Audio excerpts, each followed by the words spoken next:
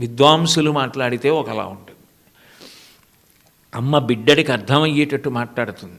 ఆవిడికి అందరూ బిడ్డలే. అన్ని స్థాయిలలో ఉన్న వాళ్ళకి అర్థం అవ్వాలి. కలిగిన వాడి ప్రథమ కర్తవ్యం ఏది అంటే నలిగిన వాడిని చూసుకోవడం. అయ్యో వాడు నలుగుడు పడి ఉన్నవాడు, వాడు చాలా బాధలో ఉన్నాడు, నేను కలిగిన వాడిని కాబట్టి నేను పెట్టాలి. అమ్మ సాధించిన గొప్ప విజయం ఏమిటో తెలుసా ఈ దేశంలో? ఇప్పుడు ఇక్కడ నేను సభలో మాట్లాడుతున్నప్పుడు, సుగుణ గారు మాట్లాడుతున్నప్పుడు, ఇతర పెద్దలు మాట్లాడుతున్నప్పుడు గమనించా, మధ్య మధ్యలో ఇక్కడ ఉన్నటువంటి కొంతమందిని అన్న అన్న అని సంబోధిస్తున్నారు. ఎట్లా వాళ్ళకి అన్న అయ్యారా వాళ్ళు అంటే, అందరూ జిల్లెళ్ళమూడి అమ్మ బిడ్డలు కాబట్టి వాళ్ళందరూ అన్నదమ్ములు అక్క చెల్లెళ్ళు అయ్యారు.